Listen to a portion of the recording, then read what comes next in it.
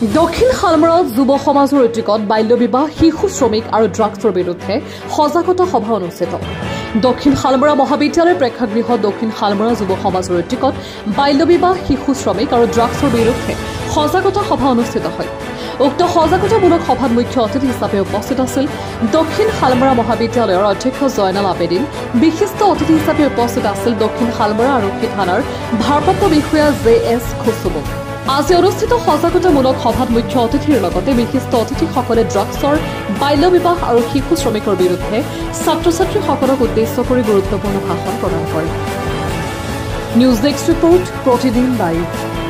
দক্ষিণ শালমৰা মহাবিদ্যালয়ৰ প্ৰেক্ষাগৃহত আমি এখন সজাগতা সভা আয়োজন কৰিছিলোঁ দক্ষিণ শালমৰা যুৱ সংঘ আৰু টুমনি যুৱ সংঘৰ উদ্যোগত ছাবজেক্টটো আছিল বাল্য বিবাহ শিশু শ্ৰমিক আৰু মাদক দ্ৰব্যৰ বিৰুদ্ধে আপোনালোকে জানে এই দক্ষিণ শালমৰা অত্ৰ অঞ্চলত যেনেকৈ মাদক দ্ৰব্য বিয়পি পৰিছে বাল্য বিবাহ মাজে মাজে হৈ আছে আৰু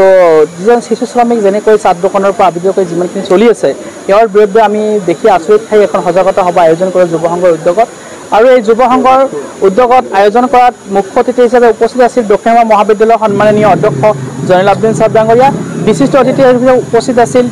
দক্ষিণ শালমৰা আৰক্ষী থানাৰ ভাৰপ্ৰাপ্ত আৰক্ষী বিষয়া আৰু বিশিষ্ট অতিথি হিচাপে আৰু কেইবাগৰাকী উপস্থিত আছিল তাৰে ভিতৰত দক্ষিণ শালমৰা মহাবিদ্যালয়ৰ অসমীয়া বিভাগৰ অধ্যাপক ডক্টৰ মজিবুৰ ৰহমান ছাৰ ৰাণী ভুৱনেশ্বৰ উচ্চতৰ মাধ্যমিক বিদ্যালয়ৰ সন্মানীয় অধ্যক্ষ আৰু বিভিন্ন অত্ৰ অঞ্চলৰ প্ৰাইভেট স্কুলৰ সন্মানীয় অধ্যক্ষসকল দক্ষিণ শালমৰা মহাবিদ্যালয় এলুমিনিয়ামৰ সন্মানীয় সভাপতি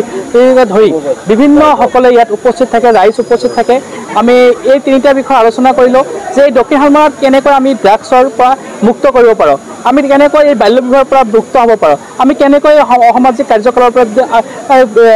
মুক্ত হ'ব পাৰোঁ এইকেইটা কাৰণে আজি ইয়াত আলোচনা কৰা হ'ল আৰু দক্ষিণ শালমৰা ভাৰপ্ৰাপ্ত আৰক্ষী নতুন নৱগত দক্ষিণ শালমৰা ভাৰপ্ৰাপ্ত আৰক্ষী বিষয়া যিজনক আহিছে আমি তেখেতে এটা কথা কৈছে যে আমি চেষ্টা কৰিম যে আমি হৈ চেষ্টা কৰিম যাতে মই হয় নহয় আমি হৈ চেষ্টা কৰিম এতিয়া দক্ষিণ শালমৰাত কেনেকৈ আমি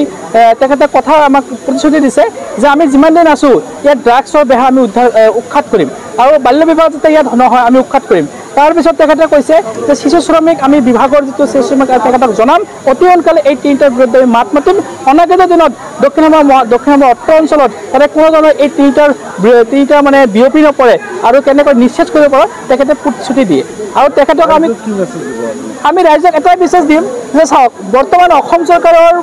যিবিলাক মানে অসম চৰকাৰৰ যেনেকৈ আঁচনি দি আছে বিভিন্ন ধৰণৰ আঁচনি দি আছে বাইনা আঁচনি এনেকুৱা আঁচনি বহুত আঁচনি দি আছে যেনেকৈ বাল্য বিবাহৰ বিৰুদ্ধে বহুত মাত মাতিছে আমিও সকলোৱে মাত মাতি আছোঁ কিন্তু কিছুমান একাংশ অপকৰ্ম ব্যক্তিয়ে ইয়াৰ লগত জড়িত সমাজখন মানে বিশৃংখল কৰাৰ কাৰণে এক ষড়যন্ত্ৰ ৰচিছে তাৰ কাৰণে আমি দক্ষিণ শালমৰা যুৱ সংঘ টুমনি যুৱ সংঘই কিছুমান একাংশ যুৱ সংঘই আলোচনা কৰি এই সজাগতা সভাখন দিছোঁ আৰু সিহঁতক সকীয়াই দিব বিচাৰিছোঁ আপোনালোকে সাৱধানে থাকক অতি সোনকালে এই সমাজৰ পৰা বিয়পি আঁতৰাৰ কাৰণে আমিও সাজু আছোঁ প্ৰশাসনক আমি যথেষ্ট সহায় কৰিম যেনেদৰে সহায় কৰিব তেনেকৈ সহায় কৰি আমি এই বিয়পিৰ পৰা মুক্ত কৰাম ডাঙৰীয়া বহুত ধুনীয়া কথা কৈছে তো আজি আমাৰ এই যে বাল্য বিবাহ মাদক দ্ৰব্য আৰু আমাৰ শিশু শ্ৰমিক এইবিলাক আচলত প্ৰব্লেমটো কিয় আহে এইখিনি আকৌ চিন্তা কৰিব লাগিব আমাৰ দক্ষিণ শালমৰা যিখন জিলা আছে অসমৰ ভিতৰত আটাইতকৈ পিছপৰা এখন জিলা এই জিলাত সকলোতকৈ ডাঙৰ প্ৰব্লেমে হ'ল আমাৰ কৰ্মসংস্থান নথকাৰ কাৰণে আমি এনেকুৱা পিছপৰা আছোঁ যিটো আমি ভাষাত প্ৰকাশ কৰিব নোৱাৰোঁ তাৰ কাৰণে এই বাল্য বিবাহ হয় তাৰ কাৰণে আমাৰ মাদক দ্ৰব্যত ল'ৰা ছোৱালীবিলাকে বিয়পি পৰে তাৰ কাৰণে সকলো ধৰণৰ প্ৰব্লেমত হয় তাৰ কাৰণে এইখিনিক ৰোধ কৰাৰ কাৰণে আমাক যথেষ্ট আগবাঢ়ি আহিব লাগিব শিক্ষা অনুষ্ঠানবিলাকক আমাক মাত মাতিব লাগিব যে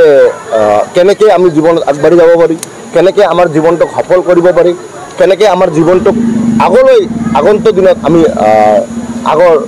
যোৱাৰ কাৰণে তুলি ধৰিব পাৰি এইখিনিক আমাক সদায় চেষ্টা কৰি যাব লাগিব যেনেকুৱা বহুত ধৰণৰ প্ৰাইভেট লিমিটেড কোম্পানী আছে বহুত ঠাইত আছে তাতে আমি কৰ্মস্থানত গৈ পিনে কৰ্ম কৰিব লাগিব আৰু আমাৰ সকলোতকৈ ডাঙৰ প্ৰব্লেমটো হ'ল আমাৰ এলেহুৱা জীৱন আমি সকলোৱে বিচাৰোঁ যে আমাক পাৰফেক্ট লাগে আমাক সকলো বস্তু আমাৰ হাতত লাগে হাতত থকা বস্তু কেতিয়াও আহিব নোৱাৰে এই গোটেইখিনিক ৰোধ কৰিবলগীয়া হ'লে আমাক নিজে চেষ্টা কৰিব লাগিব চাওক আমাৰ ষ্টুডেণ্ট সমাজক মই এটা কথাই ক'ব খোজোঁ যে জীৱনত আগবাঢ়িব লগা হ'লে এইটো সময়ত অকল চেষ্টা কৰি যাব লাগে কিয় কাম কৰাৰ সময়ত কেতিয়াও এইটো ভাবিব নালাগে যে মই কি পালোঁ অকল কাম কৰি যাব লাগে। এই সময়ত আমাক শিক্ষা ল'ব লাগে আৰু আমাৰ এই শিক্ষাৰ মাজত আমাৰ যিখিনি আমি কাম কৰি যাম তাৰ বিনিময় কি পাম, বিনিময় কি কৰিম, এইখিনি চিন্তা কৰিলে আমাৰ আগন্ত দিনত আমি একো কৰিব নোৱাৰিম। আমাৰ শিক্ষাগত দিনত আমি এটা বস্তু চিন্তা কৰিব লাগিব যে আজি মই শিকিলোঁ কি আৰু এই শিক্ষা লৈ পিনে মই আগন্ত দিনত কি কৰিম, সেইখিনিক লৈ আমাক চৰ্চা কৰিব লাগিব। চিন্তা চৰ্চা কৰিলে আমি আগবাঢ়ি যাব পাৰিম। সেইটোৱে মূল কাৰণ যে আমাৰ কৰ্মসংস্থা নথকাৰ কাৰণে। তো কৰ্মসংস্থা কেনেকৈ আমি পাব পাৰি, কৰ্মসংস্থাত কেনেকৈ আমি আগবাঢ়িব পাৰিম, তাক লৈ আমাক আটাইতকৈ ডাঙৰ এখন প্ৰশ্ন হয়, আটাইতকৈ ডাঙৰ এখন সমস্যা হয় আমাৰ ৰাজ্যত বা আমাৰ দেশত বা আমাৰ সমষ্টি, আমাৰ জিলাত। তো এইখিনি ৰোধ কৰাৰ কাৰণে আমি সদায় সকলোৱে মিলি কেনেকৈ, যেনেকৈ আমাৰ শিশু শ্ৰমিক আছে, চাহ দোকানত কাম কৰে, আমাৰ দৰিদ্ৰ ঠাই, মা দেউতাই ভাত দিব নোৱাৰে, মা দেউতাই ভাল শিক্ষা দিব নোৱাৰে, তাৰ কাৰণে আমাৰ শিশু শ্ৰমিক হয়। এইখিনিক আমাক ৰোধ কৰিব লাগিব। চাওক, আমি যদি গ্ৰেজুৱেশ্যন কমপ্লিট কৰিছোঁ, আমি যদি হায়াৰ ছেকেণ্ডেৰী কমপ্লিট কৰিছোঁ, তাৰ বিনিময় এইটো নহয় যে মই হায়াৰ ছেকেণ্ডেৰী পাছ কৰি পিনে মই চাহ দোকান দিম, মই হায়াৰ ছেকেণ্ডেৰী পাছ কৰি মই পাণ দোকান দিম, মই হায়াৰ ছেকেণ্ডেৰী পাছ কৰি মই